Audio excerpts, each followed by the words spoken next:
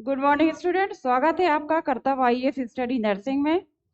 आज की क्लास में हम पढ़ेंगे कनेक्टेड टिश्यू। इसके पहले प्रीवियस क्लास जो थी उसमें हमने टिश्यूज के बारे में डिटेल पढ़ा था।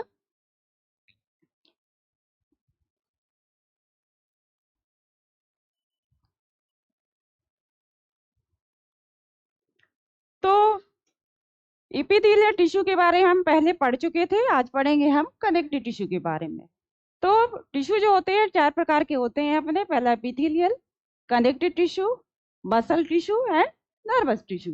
तो आज हम पढ़ेंगे कनेक्टिव टिश्यू के बारे में। तो चलिए बढ़ते हैं आगे अपनी क्लास की ओर। Connective tissue are named because of their special function of linking and supporting other tissues। जो कनेक्टिव टिश्यू होते हैं, जैसे कनेक्टिव से ही अपन सेंस लगा लें। कनेक्टिव मतलब होता है किसी चीज को बाइंड करना या जोड़ना। तो कनेक्टिव टिश्यू का काम क्या होता है कि किसी भी ऑर्गन्स या बॉडी के स्ट्रक्चर को क्या करना, बाइंड करके रखना, यानी उसको जोड़ कर रखना। तो connective tissue are named because of their special function. Connective tissue का नाम कनेक्टिव टिश्यू क्यों है? क्योंकि वो बॉडी में एक स्पेशल फंक्शन को परफॉर्म करता है ऑफ लिंकिंग। और क्या करता है? हर ऑर्गन के बीच में क्या बनाता है? लिंक बनाता है। क्योंकि ये क्या करता है? बॉडी की ऑर्गन्स को जोड़ने का काम करता है। एंड सपोर्टिंग अदर टिश्यूज, और क्या करता है? हमारे बॉडी के ऑर्गन्स को सपोर्ट भी करता है और एक टिश्यू को दूसरे टिश्यू से जोड़ने का काम भी करता है। टिश्यू को और ऑर्गन्स को भी जोड़ने का काम करता है ऑफ द बॉडी। बॉडी के ऑर्गन्स को और बॉडी के टिश्यूज को क्या करता है? बाइंड करने का काम करता है, उनके बीच में लिंक बनाता है, उन ऑर्गन्स को क्या करता है? सपोर्ट प्रदान करता है। कौन? Connective tissue. Most abundant and widely distributed in the body. जो कनेक्टिव टिश्यू है क्या है? एबंडेंट मीन्स होता है प्रचुर, यानी ज्यादा। मोर, एबंडेंट मीन्स क्या होता है? मोर। तो जो कनेक्टिव टिश्यू है हमारी बॉडी में ज्यादा मात्रा में पाया जाता है एंड वाइडली डिस्ट्रीब्यूटेड। वाइडली मतलब पूरी बॉडी में कनेक्टिव टिश्यू क्या है? फैला हुआ होता है और सबसे ज्यादा बॉडी में पाए जाने वाला टिश्यू होता है। तो फिर से देखिए, रिपीट करती हूँ मैं। जो कनेक्टिव टिश्यू है उसका नाम कनेक्टिव टिश्यू क्यों है? क्योंकि ये बॉडी में स्पेशल प्रकार का फंक्शन को परफॉर्म करता है और बॉडी के ऑर्गन्स के बीच में लिंक बनाता है, और जो एक टिश्यू को दूसरे टिश्यू से जोड़ने का काम करता है और ऑर्गन के बीच में क्या करता है? ऑर्गन को जोड़ता भी है और बॉडी को सपोर्ट भी प्रदान कराता है। कौन? Connective tissue. जो कनेक्टिव टिश्यू है क्या है? हमारी बॉडी में ज्यादा पाया जाने वाला टिश्यू है और वाइडली डिस्ट्रीब्यूटेड, यानी ये ज्यादा पूरी बॉडी में क्या है? हमारा फैला हुआ है। चलिए आगे बढ़ते हैं। Cells are widely separated from each other than the epithelial tissue. इसकी जो कनेक्टिव टिश्यू की सेल्स होती है वो कैसी होती है? Widely separated. वाइडली यानी ज्यादा मात्रा में, सेपरेटेड यानी अलग होती है, फ्रॉम ईच अदर। जैसे हम बात करते हैं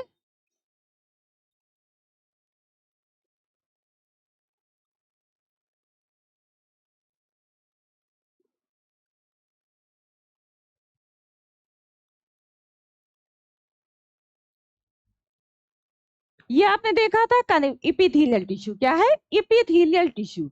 तो इनके बीच में क्या है? ये डेंसली कनेक्ट होते हैं। कौन? एपिथेलियल जो टिश्यू होते हैं, डेंसली मतलब घने। इनके बीच में जो मैट्रिक्स होता है या इंटरसेलुलर जो स्पेस होता है वो क्या होता है? बहुत ही कम होता है। क्या होता है? इंटरसेलुलर जो इसको जो जोड़ता है, एक सेल को दूसरे सेल से जोड़ता है, वो उसके बीच का जो स्पेस होता है वो क्या कहलाता है? Intercellular space. ठीक है। तो एक टिश्यू यहाँ देखिए क्या है? डेंसली कनेक्ट है। और अगर हम बात करते हैं कनेक्टिव टिश्यू की, तो यहाँ पर ये क्या है? एक दूसरे से बहुत दूरी दूरी पर है। तो इनके बीच में जो मैट्रिक्स होगा वो कैसा होगा? ज्यादा होगा, क्योंकि इनके बीच में क्या है? गैप है। और इनके बीच में मैट्रिक्स की क्वांटिटी क्या होगी? कम होगी, क्योंकि ये डेंसली कनेक्ट है, एक दूसरे से बाइंड है बहुत तेजी से। तो जिनके भी जो सेल्स हैं जो वाइडली सेपरेटेड फ्रॉम ईच, एक दूसरे से क्या होती है, अलग होती है, दूरी पर होती है। Then epithelial tissue, epithelial tissue की अपेक्षा इसकी जो सेल्स होती हैं वो एक दूसरे से दूरी पर होती है, इसलिए उस सेल में क्या होता है, मैट्रिक्स की क्वांटिटी क्या होती है, ज्यादा होती है।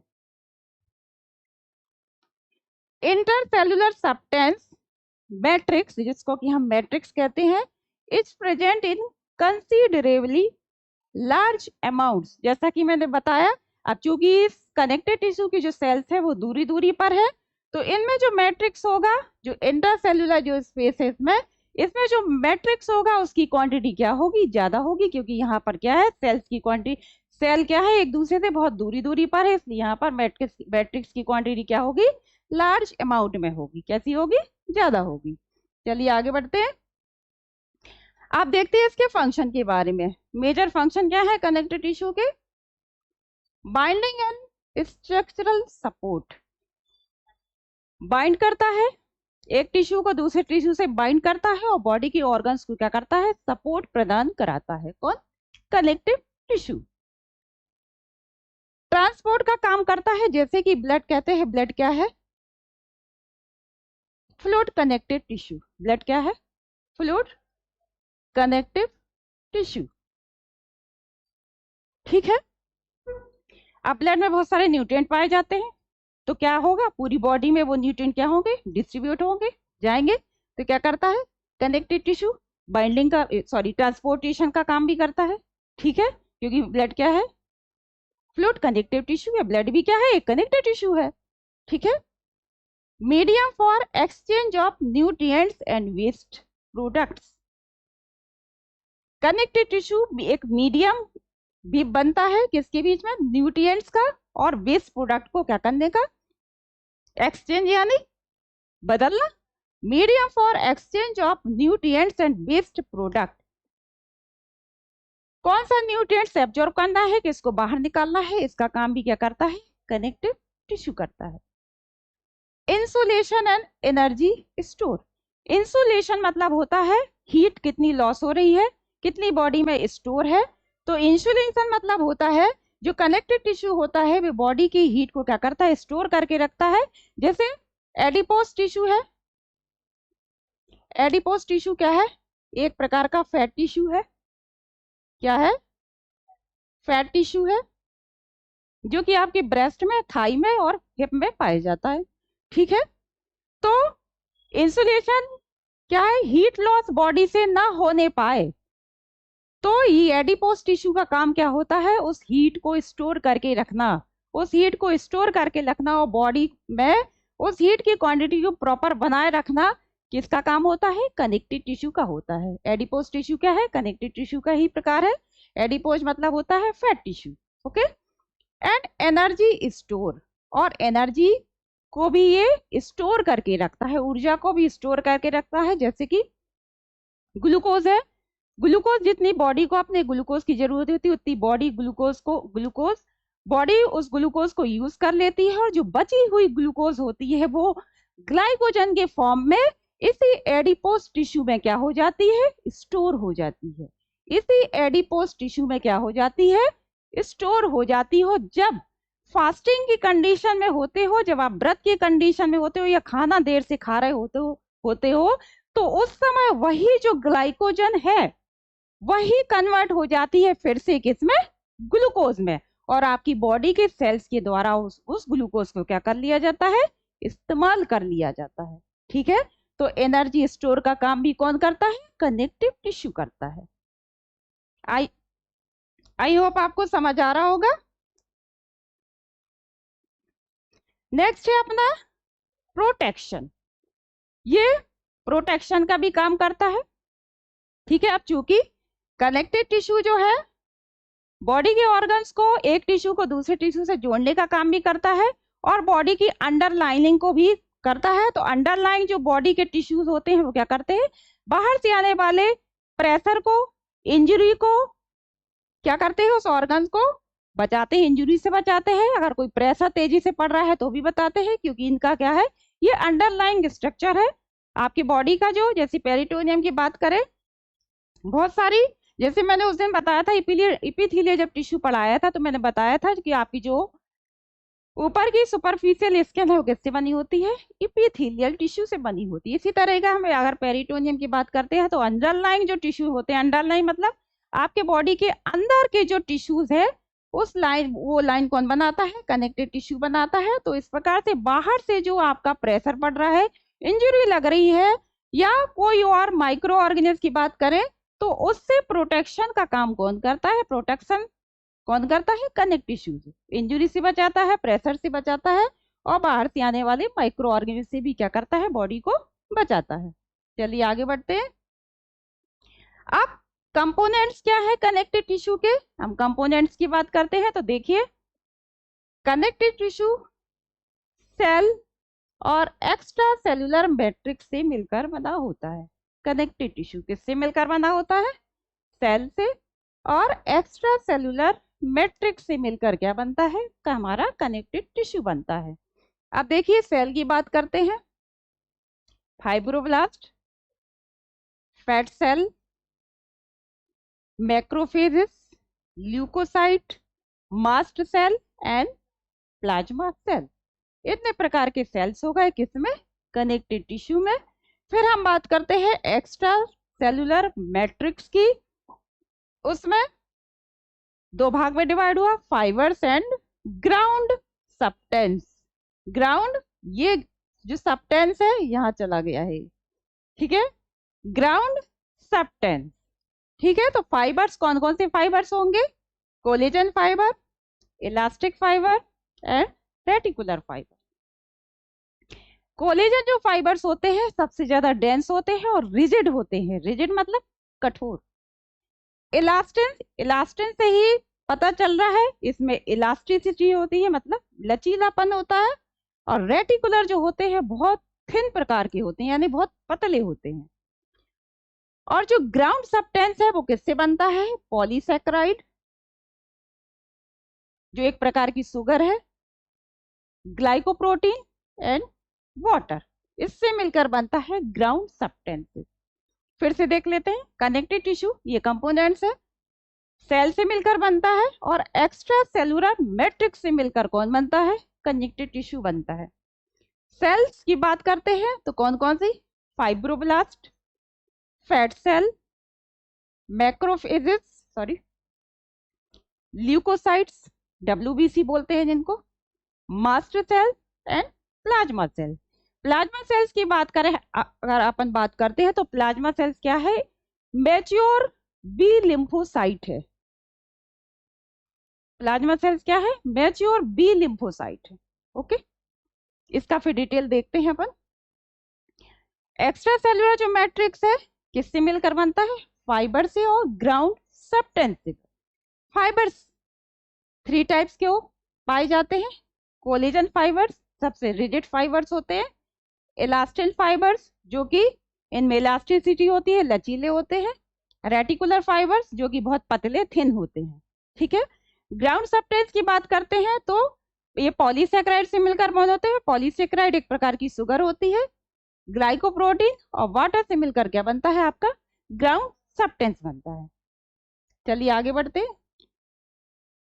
अब आता है फाइब्रोब्लास्ट। फाइब्रोब्लास्ट क्या है, large cell which irregular process manufacture extra cellular matrix. जो फाइब्रोब्लास्ट है सबसे ज्यादा बड़ी सेल होती है, ये क्या है, फाइब्रोब्लास्ट।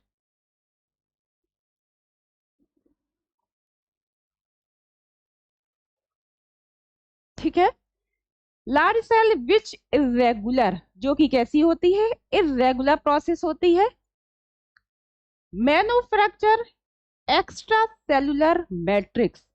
और क्या बनाती है, फाइब्रोब्लास्ट क्या बनाता है, एक्स्ट्रा सेलुलर जो सब्सटेंस है जिसको कि हम मैट्रिक्स कहते हैं, ये क्या है, मैट्रिक्स। क्योंकि ये सेल के बाहर है तो ये क्या है, एक्स्ट्रा सेलुलर हो गया, तो ये क्या हो गया, मैट्रिक्स।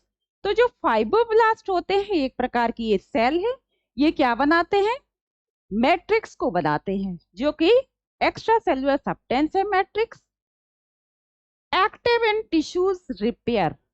और जब हमारे टिश्यू को कोई चोट लग जाती है, कोई इंजरी हो जाती है, तो उस समय यही फाइब्रोब्लास्ट क्या करते हैं, रिपेयर का काम करते हैं। रिपेयर यानी दोबारा पुरानी उसी अवस्था में वापस आ जाना, यानी वुंड हीलिंग।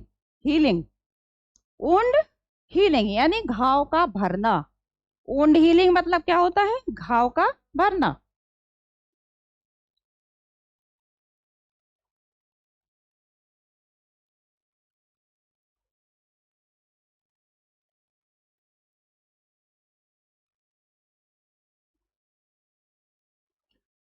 ठीक है। Form granulation tissue. और क्या बनाता है, ग्रैनुलेशन टिश्यू बनाता है। मतलब जब भी हमको इंजरी लग जाती है तो उस जगह जल्दी से फाइब्रोब्लास्ट पहुंचकर क्या करते हैं, ग्रैनुलेशन टिश्यू। ये ग्रैनुलेशन टिश्यू क्या है, जहां हमको इंजरी लग जाती है तो वहां पर एक पिंक कलर का एक स्ट्रक्चर फॉर्म हो जाता है, उसको हम कहते हैं ग्रैनुलेशन टिश्यू। पिंक कलर का एक स्ट्रक्चर फॉर्म हो जाता है, एक क्लॉट टाइप का बन जाता है, उसको हम कहते हैं ग्रैनुलेशन टिश्यू। तो फाइब्रोब्लास्ट क्या है, लार्ज सेल है जो कि जिसकी की क्या होती है, इरेगुलर प्रोसेस होती है। और ये क्या बनाता है, एक्स्ट्रा सेलुलर मैट्रिक्स बनाता है, मैट्रिक्स को फॉर्म करता है इन एक्टिव टिश्यू। और जो टिश्यू एक्टिव होते हैं उनके बीच में क्या बनाता है, एक्स्ट्रा सेलुलर मैट्रिक्स को फॉर्म करता है। और बॉडी के जो इंजर्ड टिश्यू है उनको रिपेयर करने का काम कौन करता है, फाइब्रोब्लास्ट करता है। कौन करता है, फाइब्रोब्लास्ट करता है। और क्या बनाता है, ग्रैनुलेशन टिश्यू को फॉर्म करता है। जैसे हमको कहीं पर भी इंजरी हो जाती है, ब्लीडिंग हो रही है, तो कुछ समय बाद देखते हैं आप थोड़ा सा पिंक या रेडिश कलर का एक क्लॉट फॉर्म हो जाता है, वो क्या है, ग्रैनुलेशन टिश्यू है, जो कि ब्लीडिंग को क्या कर देता है, रोक देता है। ठीक है। अब आता है आपका फैट सेल, जिनको हम कहते हैं एडिपोसाइट्स या एडिपोस टिश्यू भी कहते हैं। एबंडेंट इन एडिपोस टिश्यू। जो फैट सेल है क्या है, एक प्रकार के एडिपोस टिश्यू है। ठीक है। उनमें क्या पाए जाते हैं, एडिपोसाइट्स पाए जाते हैं। किसमें, फैट सेल में। फैट सेल क्या है, एडिपोस टिश्यू। और एडिपोस टिश्यू में क्या पाए जाएंगे, एडिपोसाइट्स एबंडेंट क्वांटिटी में पाए जाएंगे। एबंडेंट मतलब ज्यादा मात्रा में। ठीक है। चलिए आगे बढ़ते हैं। अब आता है अपना macrophage. Some are in some are fixed in connected tissue, some are in motile। ठीक है। जो मैक्रोफेज होते हैं वो कैसे होते हैं, कुछ तो फिक्स्ड होते हैं और कुछ कैसे होते हैं, मोटाइल। मोटाइल मतलब मूव करने वाले। मोटाइल मतलब मूव जो करते रहते हैं वो मोटाइल कहलाते हैं। कुछ ऐसे होते हैं मैक्रोफेज जो कि फिक्स रहते हैं, उस कनेक्टेड टिश्यू में फिक्स हो जाते हैं, फिक्स रहते हैं। कुछ ऐसे होते हैं कि जहां उनकी जरूरत पड़ती है वहां वो चले जाते हैं। ठीक है। तो मैक्रोफेज क्या है, सम फिक्स्ड होते हैं and some are motile. Takes part in body's defence mechanism. Takes part in body's defence mechanism. Okay. तो कुछ होते हैं फिक्स, कुछ होते हैं मोटाइल फॉर्म में। और बॉडी के डिफेंस मैकेनिज्म, डिफेंस यानी रक्षा, जो रक्षा प्रणाली है हमारी बॉडी की, उसमें क्या करते हैं, हिस्सा लेते हैं। कौन, मैक्रोफेज। मैक्रोफेज क्या है, एक प्रकार की डब्ल्यूबीसी। एक प्रकार की क्या है, डब्ल्यूबीसी। मैक्रोफेज क्या है, एक प्रकार की डब्ल्यूबीसी है, जो कि कुछ फिक्स्ड होती है, कुछ मोटाइल फॉर्म में होती है, जहां पर बॉडी को इसकी आवश्यकता होती है वहां पर चली जाती है। और बॉडी की जो रक्षा प्रणाली है उसमें टेक पार्ट करती है, हिस्सा लेती है। ठीक है। अब आता है मोनोसाइट। मोनोसाइट क्या है, हमारे बॉडी की सबसे बड़ी सेल है, डब्ल्यूबीसी की सबसे बड़ी सेल है मोनोसाइट। Macrophage defence system. अब जो मोनोसाइट है उनको हम क्या कहते हैं, मैक्रोफेज डिफेंस सिस्टम। ये आपने नाम सुना हो। तो ये क्या करता है, मोनोसाइट का काम क्या है, बाहर से आने वाले बैक्टीरिया को इनगल्फ करना, हमारे बॉडी की जो डिफेंस मैकेनिज्म है उसमें टेक पार्ट कौन करता है? मोनोसाइट करता है। हमारी बॉडी की सबसे बड़ी WBC है। ठीक है, अब आता है ल्यूकोसाइट्स। ल्यूकोसाइट क्या है? WBC। Plasma cell, plasma cell जैसे कि मैंने पहले बताया है मैच्योर बी लिम्फोसाइट है, जो कि बॉडी में क्या करता है? एंटीबॉडी को बनाता है। एंटीबॉडी बनाता है, क्या बनाता है? एंटीबॉडी बनाता है। प्लाज्मा सेल्स क्या है? मैच्योर बी लिम्फोसाइट है, जो कि एंटीबॉडी क्या बनाता है? एंटीबॉडी को प्रोड्यूस करता है। ओके, चलिए आगे बढ़ते हैं। अब आती है मास्ट सेल। क्या आती है? अब जो मास्ट सेल है उसका जो साइटोप्लाज्म होता है, साइटोप्लाज्म तो मालूम है ना, लिक्विड सब्सटेंस जो होता है उसको कहते हैं हम साइटोप्लाज्म। ये सेल है, ये जो क्या है? साइटोप्लाज्म। क्या है? ये क्या है? फ्लूइड, लिक्विड मटेरियल है। तो देखिए, जो मास्ट सेल है उसमें जो साइटोप्लाज्म होता है वो क्या कंटेन करता है? हीपेरिन और हिस्टामाइन। हीपेरिन क्या है? एंटीकोआगुलेंट है, यानी ये ब्लड के क्लॉट को रोकता है। एंटीकोआगुलेंट मतलब ब्लड के क्लॉट होने से, थक्का बनने से क्या होता है? रोकता है। कौन? हीपेरिन। ठीक है, जहां पर भी इंफ्लामेशन साइट है आपकी, जहां पर भी इंफ्लामेशन हुआ है तो वहां पर क्या करता है? ब्लड क्लॉट ना होने पाए, ब्लड क्लॉट ना होने पाए और सफिशियंट मात्रा में वहां पर ब्लड सप्लाई होती रहे, तो उसको मेंटेन कौन करता है? हीपेरिन करता है, क्योंकि क्या है? ये एंटीकोआगुलेंट है। क्या है? एंटीकोआगुलेंट। अब बात करें अगर हिस्टामाइन की, ये क्या है? ये साइटोप्लाज्म कंटेन कर रहा है। मास्टर सेल में जो साइटोप्लाज्म है, साइटोप्लाज्म जो होता है वो हीपेरिन और हिस्टामाइन को कंटेन करता है। हीपेरिन और हिस्टामाइन को। तो हीपेरिन क्या है? एंटीकोआगुलेंट है। हिस्टामाइन क्या है? जहां पर भी बॉडी में इंफ्लामेटरी कंडीशन है तो वहां पर इंफ्लामेटरी कंडीशन को हिस्टामाइन क्या करता है? प्रोड्यूस करता है, और प्रॉपर वहां पर ब्लड सप्लाई होती रहे, क्लॉट ना फॉर्म हो, इसका काम कौन करता है? हिस्टामाइन करता है। ठीक, समझ आ रहा है? जो मास्टर सेल है वो साइटोप्लाज्म, उसका जो साइटोप्लाज्म होता है वो कंटेन करता है हीपेरिन को और हिस्टामाइन को। हीपेरिन क्या है? एंटीकोआगुलेंट, एक प्रकार की प्रोटीन है। हिस्टामाइन क्या है? जहां पर बॉडी में ये क्या करता है? इंफ्लामेटरी कंडीशन को प्रोड्यूस करता है। कौन? हिस्टामाइन। इंफ्लामेटरी कंडीशन को प्रोड्यूस करता है, वहां पर प्रॉपर ब्लड सप्लाई होती रहे, ये कौन करता है? हिस्टामाइन करता है। फिर देखिए कितने प्रकार के फाइबर्स पाए जाते हैं कनेक्टिव टिश्यूज में। ये देखिए, collagen fibres, elastin fibres and reticular fibres. ठीक है, 3 प्रकार के फाइबर्स हो गए। जो कोलेजन फाइबर्स है, रिजिड फाइबर्स होते हैं, कठोर होते हैं, डेंसली कनेक्ट होते हैं। डेंसली मतलब घना। ठीक है, जो इलास्टिन फाइबर्स होते हैं ये सबसे मोटे होते हैं। ये क्या है? Collagen fibres. इलास्टिन की बात करें अगर हम, तो इससे थोड़े से क्या होंगे? पतले होंगे।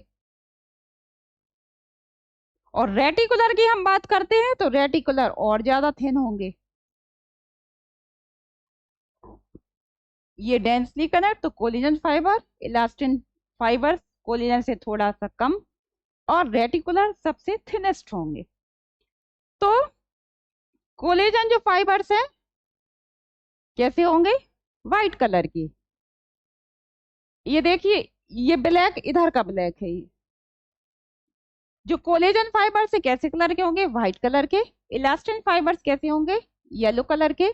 और जो रेटिकुलर फाइबर्स होंगे वो अंडर स्किन, स्किन के अंदर कैसे होंगे? ब्लैक कलर के। ठीक है, कोलेजन फाइबर हो गए व्हाइट कलर के, इलास्टिन फाइबर्स हो गए येलो कलर के, और जो रेटिकुलर फाइबर्स होंगे कैसे होंगे? अंडर स्किन पाए जाएंगे और कैसे होंगे? ब्लैक कलर की। अब अगर प्रोटीन की बात करते हैं तो कोलेजन में कोलेजन प्रोटीन पाई जाएगी। इलास्टिन जो फाइबर्स है उसमें इलास्टिन प्रोटीन पाई जाएगी, और जो रेटिकुलर फाइबर्स है उसमें रेटिकुलर प्रोटीन पाई जाएगी।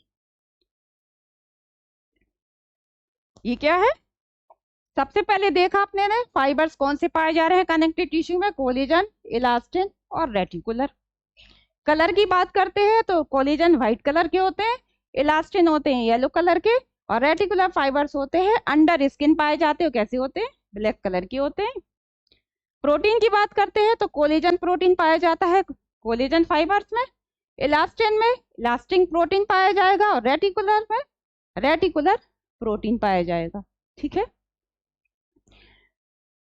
अब इसकी कैसे होते हैं? वेरी थिक, रिजिड होते हैं, कठोर होते हैं, बहुत मोटे होते हैं। इलास्टिन फाइबर है तो थिन होते हैं, पतले होते हैं। लेकिन जो रेटिकुलर फाइबर्स होते हैं सबसे थिनेस्ट होते हैं, यानी सबसे पतले होते हैं। ठीक है, समझ आ रहा है? चलिए आगे बढ़ते हैं।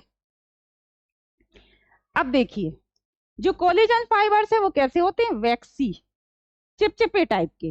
वैक्स देखा है आपने? ठीक है, और जो इलास्टिन फाइबर्स होते हैं वो भी वैक्सी होते हैं। लेकिन जो रेटिकुलर फाइबर्स होते हैं वो कैसे होते हैं? स्ट्रेट होते हैं। कैसे होते हैं? स्ट्रेट होते हैं, यानी सीधे होते हैं।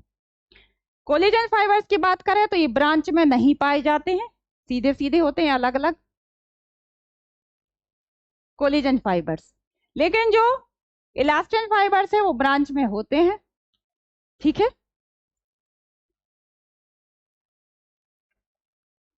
इलास्टिन।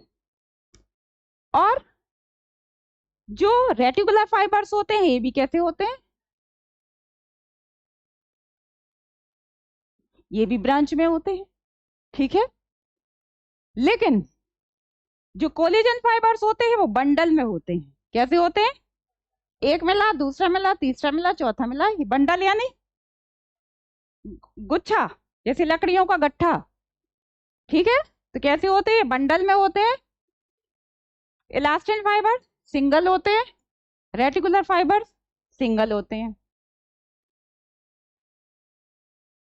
ये क्या करते हैं? बॉडी को स्ट्रेंथ, ताकत प्रदान करते हैं। कौन? Collagen fibre. आप क्यों प्रदान करते हैं? क्योंकि ये बंडल में होते हैं, रिजिड होते हैं, डेंसली कनेक्ट रहते हैं, इसलिए क्या करेंगे? बॉडी को ताकत प्रदान करेंगे। ये बॉडी को इलास्टिसिटी यानी लचीलापन देंगे, सॉफ्टनेस प्रदान करेंगे। और जो रेटिकुलर है, support and defence, strength and defence इसका है। ठीक है, आज थोड़ा मिस्टेक हो गई है टाइपिंग में। ठीक है, जो रेटिकुलर फाइबर है वो क्या करते हैं? बॉडी को सपोर्ट प्रदान करते हैं। और स्ट्रेंथ और डिफेंस में कौन काम आते हैं? Collagen fibres. क्योंकि ये रिजिड होते हैं, बंडल में होते हैं, वैक्सी होते हैं, लेकिन ब्रांच में नहीं होते हैं, तो इसलिए वो बॉडी को क्या करते हैं? स्ट्रेंथ यानी ताकत प्रदान करते हैं। समझ आ रहा है? चलिए आगे बढ़ते हैं। अब आता है क्लासिफिकेशन ऑफ कनेक्टेड टिश्यू। क्लासिफ कनेक्टेड टिश्यू कितने प्रकार के होते हैं? तो देखिए, फर्स्ट है loose connected tissue, dense connected tissue और स्पेशलाइज्ड कनेक्टिव टिश्यू। ठीक है, तीन प्रकार के हो गए connected tissue. Loose, dense and specialised.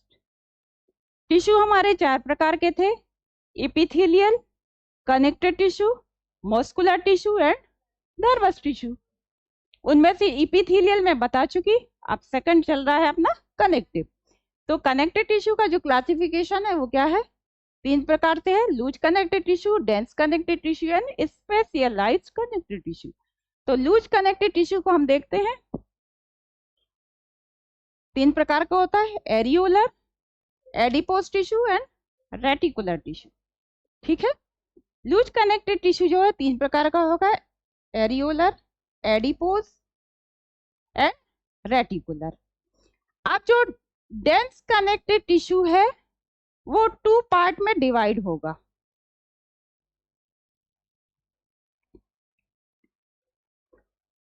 Dense regular and dense irregular. Dense regular देखिए,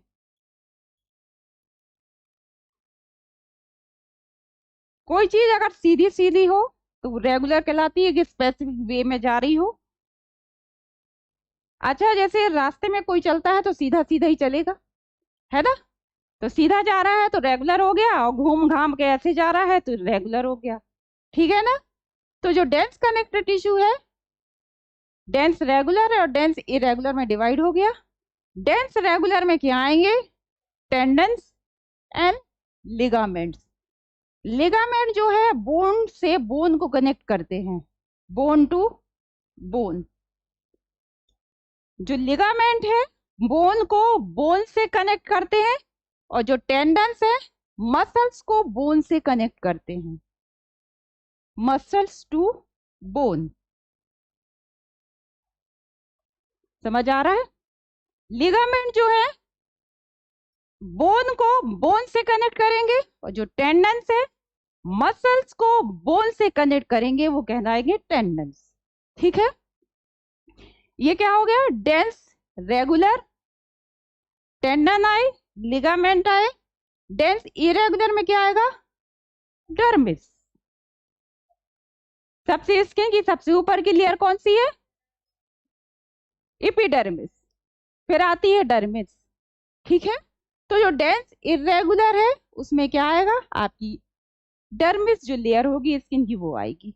ठीक है, अब बात करते हैं स्पेशलाइज कनेक्टिव टिश्यू की। अभी बात की है डेंस कनेक्टिव टिश्यू की, अब बात करते हैं स्पेशलाइज कनेक्टिव टिश्यू की।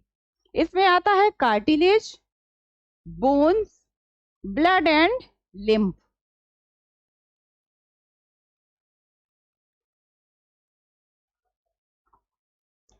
कार्टिलेज स्पेशलाइज जो कनेक्टिव टिश्यू है इसमें कार्टिलेज आएंगे, बोन्स आएंगे, ब्लड एंड लिम्फ आएगा। ठीक है,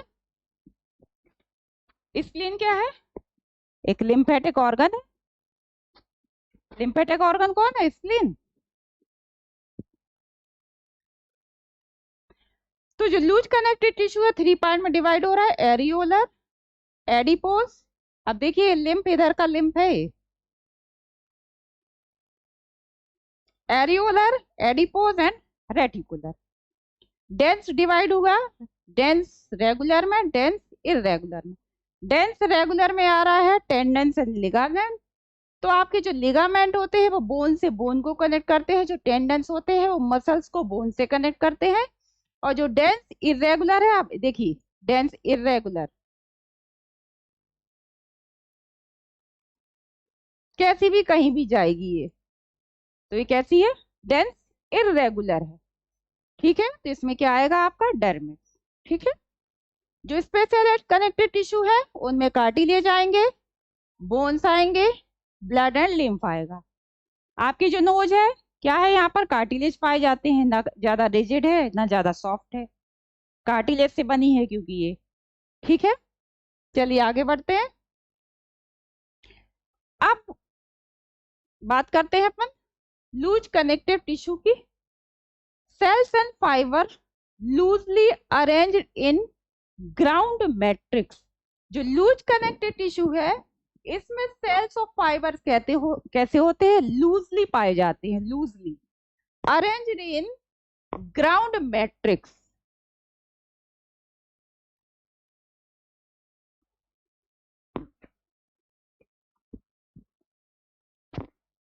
इसके जो सेल्स होते हैं कैसे पाए जाएंगे? लूजली, यानी उनके बीच में जो मैट्रिक्स होगा और इंटर सेलुलर जो स्पेस होगा कैसा होगा? ज्यादा पाया जाएगा। तो लूज कनेक्टिव टिश्यू है, इनमें सेल्स कैसे रहेंगे? सेल्स और जो फाइबर्स है उसमें कैसे होंगे? लूजली अरेंज्ड होंगे। कैसे होंगे? ये सेल हो गए, ये फाइबर्स हो गए आपके, कैसे होंगे? लूजली अरेंज्ड होंगे। ठीक है, ये मैट्रिक्स हो गया आपका।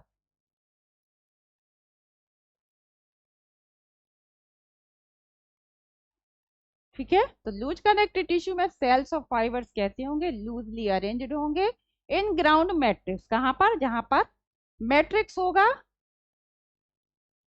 वहां पर जो लूज कनेक्टेड टिश्यू के जो सेल्स होंगे वो कैसे होंगे, लूजली अरेंज्ड होंगे।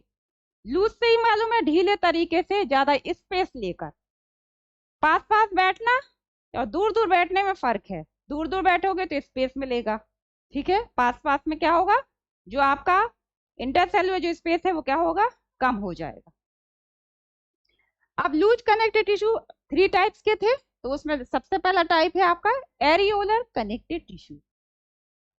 Many fibroblast, some fat cell, mast cell and macrophages widely separated by elastin and collagen fibers। जो एरियोलर टिश्यू है इसमें क्या होता है, फाइब्रोब्लास्ट और कुछ fat cell, mast cell, macrophages क्या होते हैं, widely separated by elastin and collagen fibre. ये सारे जो मैंने अभी नाम लिए हैं, यानी fibroblast, fat cell, mast cell और जो मैक्रोफेजेस है, ये कैसे होंगे, वाइडली यानी बड़े उसमें सेपरेट होंगे। किसके द्वारा, इलास्टिन और कोलेजन फाइबर्स के द्वारा। इलास्टिन और कोलेजन, कोलेजन फाइबर बताया ना, रिजिड होते हैं, बंडल में होते हैं, वैक्सी होते हैं और बॉडी को स्ट्रेंथ प्रदान करते हैं। और जो इलास्टिन है पतले होते हैं और बॉडी को क्या करते हैं, इलास्टिसिटी प्रदान कराते हैं, यानी लचीलापन। ठीक है, चलिए आगे बढ़ते हैं। और क्या कराते हैं, provide elasticity and tensile strength found in almost every part of the body. मतलब जो इलास्टिन फाइबर्स है वो बॉडी को इलास्टिसिटी प्रोवाइड कराते हैं एंड टेंसाइल स्ट्रेंथ, और बॉडी को स्ट्रेंथ यानी ताकत प्रदान कराते हैं। Found in almost every part of body, जो कि बॉडी के हर पार्ट में पाए जाते हैं, है ना। हर एक टिश्यू बॉडी के हर पार्ट में पाया जा रहा है, ऐसा तो कुछ है नहीं है कि एक ही टिश्यू है पूरी बॉडी में। मल्टी टिश्यू से बनी है आपकी बॉडी, आपकी ऑर्गन्स बॉडी के। It connects and support other tissues. जो एरियोलर टिश्यू है, अभी बात किसकी चल रही है, एरियोलर टिश्यू की। जो एरियोलर टिश्यू है ये कनेक्ट यानी जोड़ता है और सपोर्ट प्रदान करता है किसको, अन्य टिश्यू को। जो बॉडी के अन्य टिश्यूज हैं उनको जो एरियोलर टिश्यू है वो क्या करता है, सपोर्ट और कनेक्शन प्रदान कराता है। It connect and support other tissue, अन्य टिश्यू के बीच में कनेक्शन बनाता है और उनको सपोर्ट प्रदान कराता है। ठीक है, कौन, एरियोलर टिश्यू। ठीक है, under skin support epithelium, skin के अंदर इपिथेलियल जो टिश्यू है उनको क्या करता है, भी सपोर्ट प्रदान कराता है, कौन, एरियोलर टिश्यू। क्योंकि आपके बॉडी में इपिथेलियल टिश्यू भी होंगे तो क्या करता है, स्किन के अंदर कौन पाया जा रहा है, इपिथेलियल टिश्यू। अंदर की लाइनिंग मैंने बताया था, इपिथेलियल टिश्यू में अंदर की लाइनिंग कौन बनाता है, इपिथेलियल टिश्यू बनाता है। Sorry, under skin support epithelium between muscles, muscles के बीच में जो इपिथेलियल टिश्यू है उनको क्या कराता है, सपोर्ट प्रदान कराता है, कौन, areolar tissue. Supporting blood vessels and nerves. अब बॉडी में आपके सेल्स टिश्यू में क्या पाई जाएंगी, ब्लड वेसल्स और नर्व्स भी पाई जाएंगी, उधर नर्व सप्लाई भी होगी और ब्लड सप्लाई भी होगी। तो जो एरियोलर टिश्यू है supporting blood vessels, blood vessels को भी, ब्लड वेसल्स क्या है, RBC, WBC, platelets, blood vessels हो गई, उनको क्या कराता है, सपोर्ट प्रदान कराता है। वहां के ब्लड वेसल्स को, नर्व्स को क्या कराता है, सपोर्ट प्रदान कराता है। ठीक है, चलिए आगे बढ़ते हैं। अब बात करते हैं, दूसरा है एडिपोज। एरियोलर हो चुका है, अब आता है अपना adipose connective tissue. Consist fat cell, adipocyte in a matrix of areolar tissue. Adipose tissue है, क्या कंसिस्ट करता है? एडिपोसाइट्स। एडिपोसाइट्स क्या है? फैट सेल है। फैट सेल क्या है? Adipose tissue. एडिपोस टिश्यू में क्या पाए जाएंगे? एडिपोसाइट्स। ठीक है, तो क्या कंसिस्ट करता है? Fat cell. फैट सेल में क्या होते हैं? एडिपोसाइट्स पाए जाते हैं in a matrix of areolar tissue. Areolar tissue का जो मैट्रिक्स है उनमें क्या पाए जाएंगे? एडिपोसाइट। क्या पाए जाएंगे? एडिपोसाइट। ठीक है, एडिपोसाइट्स क्या है? फैट सेल है। क्या है एडिपोसाइट? फैट सेल है एक प्रकार की, जो कि कहाँ पाई जा रही है? एरियोलर टिश्यू में। अब बात करते हैं कि देखिए उस समय व्हाइट फैट और आगे आएगा आपका ब्राउन फैट। ये देखिए व्हाइट फैट और ब्राउन फैट, इसमें डिफरेंस क्या है? तो एडिपोस टिश्यू टू टाइप में डिवाइड हो रही है।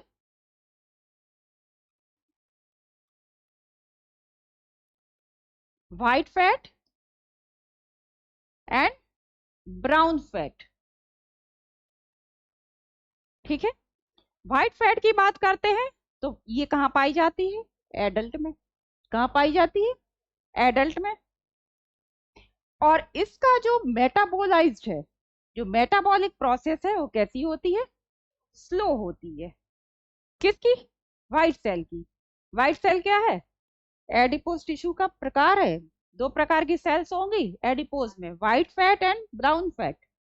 ठीक है, प्रेजेंट ये एडल्ट में पाई जाती है। इनका मेटाबॉलिज्म बहुत स्लो होता है। Store calories. अब देखिए जो एडिपोज टिश्यू है वो क्या करते हैं? कैलोरी को स्टोर करके रखते हैं, जैसे कि मैंने पहले भी एग्जांपल दिया आपका ग्लूकोज का। ठीक है, ग्लूकोज से अपनी बॉडी को एनर्जी मिलती है, तो ग्लूकोज ग्लाइकोजन फॉर्म में बॉडी में स्टोर हो जाता है। वो कहाँ स्टोर हो जाता है? इन ये फैट टिश्यू में।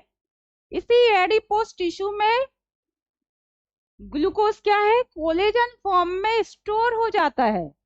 जब हम फास्टिंग की कंडीशन में होते हैं तो यही ग्लाइकोजन ग्लूकागोन हार्मोन के थ्रू ग्लूकोज में कन्वर्ट हो जाता है, और उस ग्लूकोज का बॉडी के द्वारा, आपकी बॉडी के सेल्स के द्वारा क्या कर लिया जाता है? इस्तेमाल कर लिया जाता है।